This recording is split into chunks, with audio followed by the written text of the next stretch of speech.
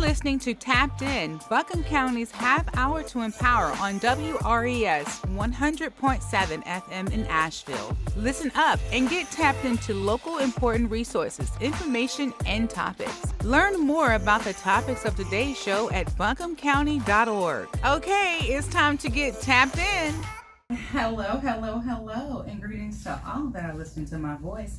It is me, Zakia Bell Rogers, and we're about to get tapped in, and with my co-host. And I'm Leonard Jones. And Leonard and I come to you from the Communications and Public Engagement Department of Buncombe County. We are the heroes that wear capes. Today's episode is the third of a 5-part series that we're doing about the Community Reparations Commission that is taking place here in Buncombe County in the City of Asheville. I'd like to introduce our special guests, Tiffany DeBellot, Chris Gordon, and Osondu Mcpeters. They are here to discuss the work in progress of the Education Impact Focus Area, a work group of the Commission. Welcome, Tiffany, Chris, and Osondu. Thank you for having us. Thank you. Awesome. Before we get started, I would like to give some context about this commission. The Community Reparations Commission is empowered to make recommendations that will make significant progress towards repairing the damage caused by public and private systematic racism.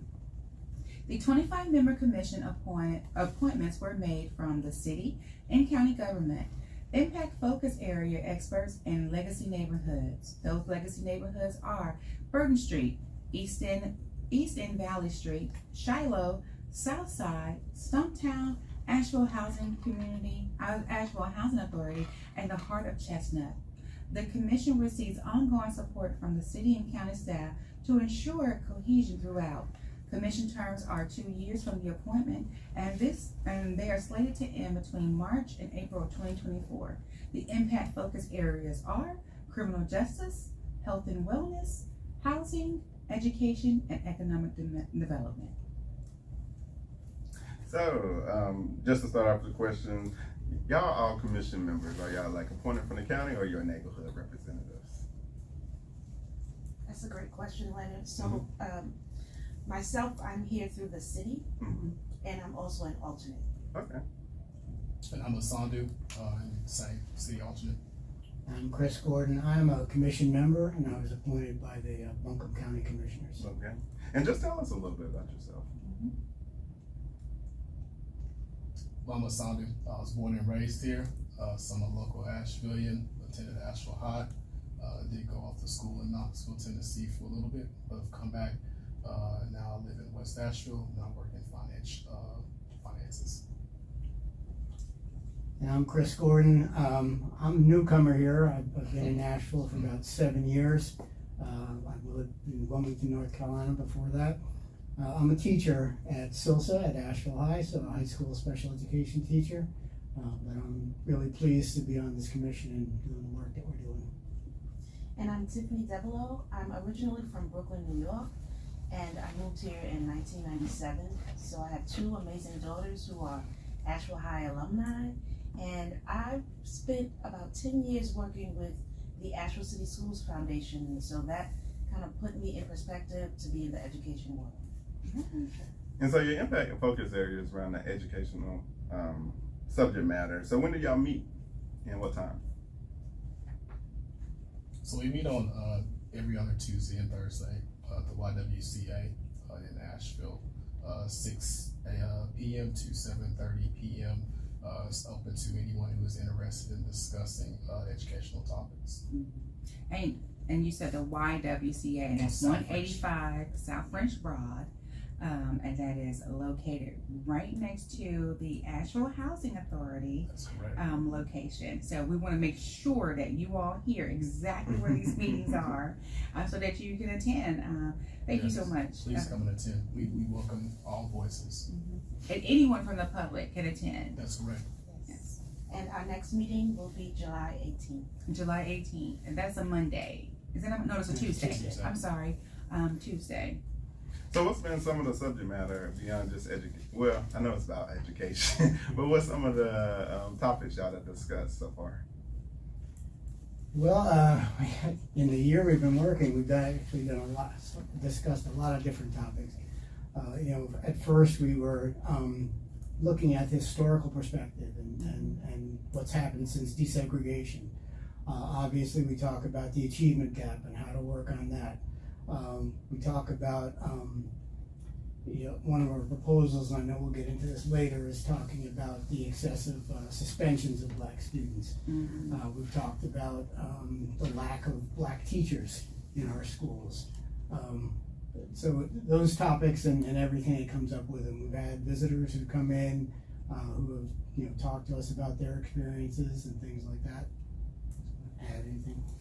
This is Tiffany here. We've also been in discussion around out of school time activities, looking at the school curriculum, school resources, and of course accountability. So what has been the biggest impact that you all have seen? All the things you just named. What was the biggest impact? That's a great question. I mean, I think that's all gonna have different answers. Yeah, and if it does, from us. and if it does, each right. one take a stab at it.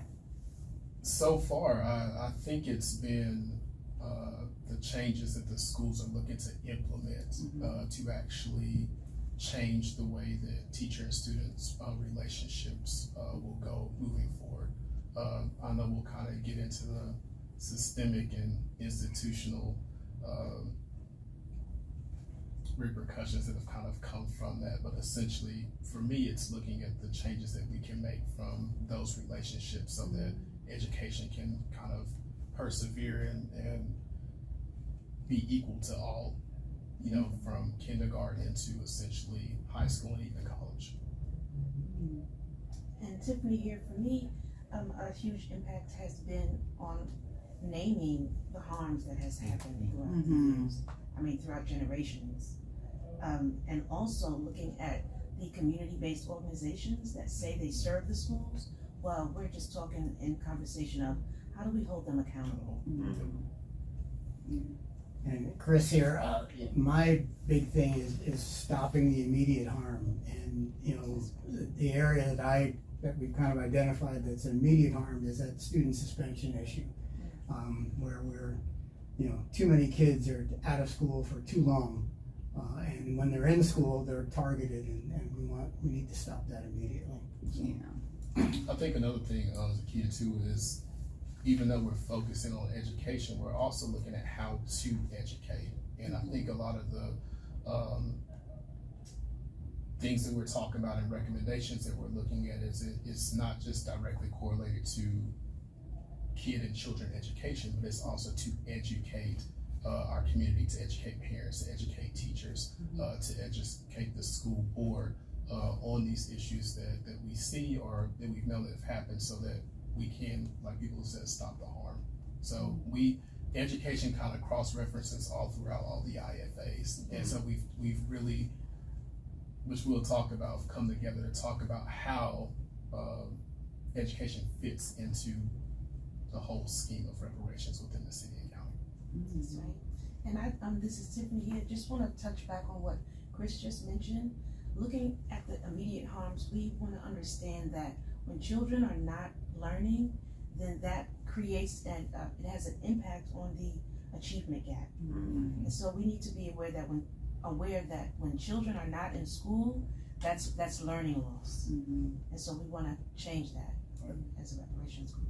So I have one, because you're talking about suspension. So what have some ideas come out about some other things they can do besides suspension? And if they have to be suspended, what are some other ways to maneuver what their day looks like? Well, we've actually created a proposal that we've brought to the commission. But some of the things we wanted to do was, first address, as Osondu was saying, the lack of information and lack of education that teachers have in working with our kids. And also educate them in that way, and educate them in trauma-informed care, because a lot of our kids are suffering from trauma. But then some of the individual, activities or alternatives is we want to create a group that is going to propose alternatives to suspension. So something that can happen in school that can help correct the problem before we have to send kids out of school for any amount of time. Thirdly, if those kids who do have to be suspended because of, state law or whatever, we want to create a program where they may be out of the physical school, but they're not taken away from learning. Mm-hmm. So working with teachers, working with adults, working with social workers, working with therapists, trying to get to the root of the problem, but continuing their education while they're out of class. Mm-hmm. And with some of the work that y'all been doing, especially around education, have you been involved in the process, or have y'all got any of their feedback in this, just what their experience currently here today as being a student in the education system here? So we've had some students and then some college students attend some of our meetings. Mm-hmm. I can't say that we've given a clear, concise, or gotten a clear, concise population of, hey, these are all the recommendations. Do you kind of approve, or where can you see changes along the way? But we've had some input from parents. We've had some input from the school, representation of the school board, essentially of some of the proposals that we're looking to do. We've heard some of the youth present at the larger commission meeting, and we've tried to implement some of what they have said into our proposals and recommendations. But our next step is community engagement events that will actually hopefully get more input from the youth themselves and more parents, hopefully more teachers as well. Yeah, I was gonna say for my part, and this is Chris, since I'm a teacher at the high school, I do hear from the kids, and some of the ideas I've brought in to our meetings have come from the kids, and so because I'm in contact with them every day. And I think, this is Tiffany again, I think that's a great idea for us as an IFA to explore, just how do we engage with our young people as an education focused area. So that's something that we can definitely discuss during our meetings. We've talked a lot through the full commission of the role of youth and children within this process, and there's some great things going with youth who are actually videographing and getting the stories, collecting that throughout the process. So that's one way of engagement, but we still, I think, we set to define, like Tiffany said, of how can we get youth involved in the actual implementation of some of the proposals and recommendations that we're looking to do, because essentially the focus for reparations will essentially evolve around them. Okay, so I know you guys, you're doing so much work, and we thank you for that work, but what have been some challenges? Because we know this is not easy work. I mean, I think the number one challenge is, and first we want to thank that we do have attorneys that are working with us for the legal process of the matters, but one of the main issues is that we're dealing with reparations, and when you're dealing with reparations, it's dealing with, how to repair the harms for our people. One of the biggest things is the challenges that we have is that our proposals or recommendations can't actually have the verbiage of giving or receiving any direct benefits for Black people. So we're essentially hoping, praying that we will propose these, and they will kind of configure the verbiage so that when they do go to the city and county for acknowledgement and voting and implementing, that they will hopefully get passed and we will see the results. But for us, it's kind of, it's kind of corny, but how can you talk about reparations and not say Black people? And to me, that's the biggest challenge, but it's not bringing us down. We understand that, there's always factors that are working against the process, but hopefully we will make some proposals and recommendations that we will see get accepted. But that's the number one challenge that I've seen. You all may have some other ones that you see as well. Yeah, I see the challenge of time. The commission was formed for 2 years. The problems that we're dealing with across the board are huge, and 2 years is not enough time. Between getting the data that supports our positions, to creating policies or recommendations that again meet the standards that Osondu was talking about. I don't see that we have enough time to do all the work we need to do. I mean, we attend 3 meetings a month, either for the commission meeting or the education IFA meetings. So we're giving a lot of our time to it, and that's still not enough time to get everything done. That's a great point, Chris. One of the challenges that I see is just the ability to engage the community, and so to have community buy-in. A lot of people, and the majority of individuals here in Asheville, when you speak about reparations, many are unaware that we have a commission and that we're taking on this charge. And Asheville is leading within the state when it comes to direct action with reparations. However, we still need to bring in the people, especially those most impacted and affected, to be on this train and this journey with us. And how are you all getting your word out and inviting more people? Well, I would definitely love to give a shout out to the Racial Justice Coalition, because a lot of that work and the pushing the needle forward comes through RJC. And so they've recently implemented the RSAA, Reparations Stakeholders Association of Asheville, which is a community-based process that will include all voices and bring them to the table, especially around and for and by Black people. Anybody else want to add anything? I mean, the normal social circles, I mean, church and work, people see or know that, like, have been involved in it and see us on the news or something, so people see it. So anytime you get a chance to talk about it, we still, I think, are all a little cloudy about what we can kind of disperse and share, like social media wise. So there's not really a lot of that going on. But one thing that Chris was stating or was mentioning is that we've all been in discussion of what about after this 2 years. And I think that I know from our IFA, we are all engaged in, like, there's still work to be done, and whether there's a commission or not, we are still looking to be a part of, like, that grassroots foundation that continues the work. Go ahead. And Tiffany here again. I also wanted to stress that there's events and things already happening. So instead of us trying to reinvent the wheel, currently I'm the co-executive director of the Center for Participatory Change. And what we're doing is we're hosting collaborative events. And so we're working with RJC, CPC, and then different IFAs from the Reparations Commission. And we host events where we pull people in and we engage them just through breaking bread with one another. And it's been effective thus far. And so we know it's been like a year in this process. What's been some of the feedback you heard from community? I know we talked about there may be a lack of people being as informed about it, but what have been some of the feedback you have received? I mean, there's been pros and cons. Like, I mean, the pros to it are, I think that there is some excitement that Asheville, out of all places, is actually engaging in reparations, which I think is cool. There's also people who I think are just kind of on the lookout to see if it's something that the city and county are actually going to continue and pursue.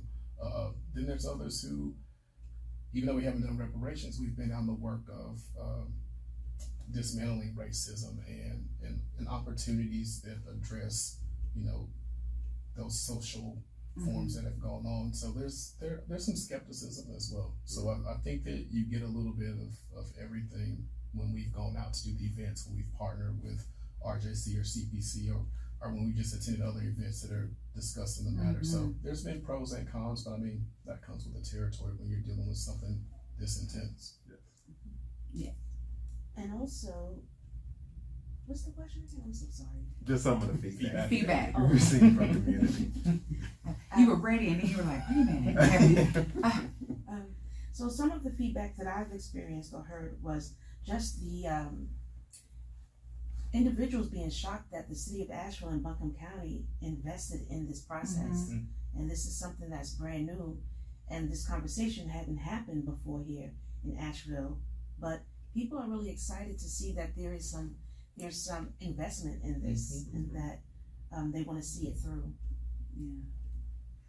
And and like we said before, it is a lot of work, and sometimes it's hard when you said there were pros and cons. Right. And so how do you all deal with the cons of it? Because I know It's a lot of work, and some people are not going to be happy with the work you do. But how are you all re-energizing yourselves after hearing that and going back out? You know, what re-energizes you all to go back out and continue this process? Personally, what energizes me is that it's such important work. It has to be done. We're kind of, one of the first communities that's taken this on, so we're kind of feeling our ways, but, we can't allow, especially in the education field, we just can't allow ourselves to continue to lose kids the way we are. So that's what keeps me going. My interest was in dismantling racism, so I worked with a lot of organizations in that field prior to being a part of this commission. So addressing the systemic and institutional parts of not just reparations, but in general, is what keeps me motivated. We all went to high school, and I look on it as that I was brought up with community and good parents and a good support system. I was blessed for having that. So education's always been kind of intact. And there's a lot of youth families that just, they don't have that. And so it's not so much of a giving back, but there's reasons why some people have been less fortunate to have those opportunities. So for me, it's trying to help every kid, Black kid, who essentially wants to do something that they feel is important to them in life, making sure they get the opportunity to do it. So reparations is a key part of making sure that those opportunities can happen. And I would say for me, there's three things that motivate me, recharges me. The first is just the fact that the shoulders that I stand on are my ancestors. And I know that this process, even though we don't see it right now, they're proud. Oh yeah. Yeah. And then second for me is my granddaughter. Like what was experienced back then to even today, like my granddaughter Penelope, she can't experience that when she's her mom's age and my age. And then lastly, the ability to go out beyond the walls of Asheville and to see the reparations movement taking place globally. And so, global Africans, we must unite. That's what's Yes. That's what's up. Hey, you have a question, Leonard? I was just thinking, I know you guys deal with the Buncombe County and Asheville City school systems. Have y'all had any engagement around with some of the charter schools? I know we got Peak Academy that's trying to address the achievement gap issue that's happening here. Have any of those came out to y'all IFAs? Yes and no. I mean, we've had conversations with representatives from both Asheville City and from Buncombe County schools. We have coming up, we've been invited to a work session of the Asheville City Schools Board in August, so we'll be there and be represented. Dr. Mullen is on the board of the Peak Academy, and so we've kind of started some conversations with him around what they're doing there and how some of the things that they're doing might be also replicated by Asheville City or Buncombe County to help address that achievement gap, and particularly around teacher recruitment, teacher retention. They seem to have found a way to get Black teachers that Asheville City and Buncombe County have not. Right. So we do need to use all of our resources and find out what we can to improve those situations. Tiffany said it already, but we work really well as an IFA, but we really do so because we're not trying to recreate a lot of wheels here. Like one of our main things is connectivity. There's a lot of different groups that are doing great things, but it's not collaborative all the time. So we've talked a lot about as if you're new to Asheville, if you're a parent, or if you need assistance, you have to go here for one thing and you have to go here for another, here for another. So one of the things that we've looking at as far as a recommendation is like a community hub, essentially, of all of the IFAs, all the work they're doing, all the expertise that we have is hopefully creating spaces within both the county and the city, hopefully, so that if you need assistance with any of these focus areas that you can essentially go to. It's kind of like a one-stop shop. And so it's a cool thing of what people are doing that are kind of addressing reparations. Is just that we need to be able to be on board so that we can access it without having to spend a lot of time doing so. Yeah, and that's a great idea. You know, we always think about how places are now combining everything, like grocery stores. You know, you can go get a sweater. I'm so tired. For sure. Yeah. And it would be amazing if I could go into a place and I can go get community resources Right. and a person to talk to. Right. And so, yes, we need a Sam's Club for resources. You got That's it. right. That's Yes, it. That's it. yes. So that would be awesome. Yeah. I haven't seen Mr. Randy pop up yet. So, oh, there he is. How many minutes do we have, Mr. Randy? Oh, we got 3 minutes left. I hate that this show is not an hour because we have so much more that we could talk about. But I'm going to ask each member to leave us with something for the community and our listeners. And we will start with Tiffany because she may have time. Thank you. Well, first, thank you just for this platform and continue to do what you do. For me, I just want to encourage community to be about direct action. I know we have many ways we can express worry and stress. However, it's not just about the words that we speak, it's also about how do we lend ourselves to the movement. So join the reparations movement, join our RJC's movement and CPC, be on board and be about it. Because I think once we all start to have some direct action around things, we will see change. Love it. I'll make mine simple and quick. If you live within the city or the county, become engaged. Open your eyes, open your ears, open your heart.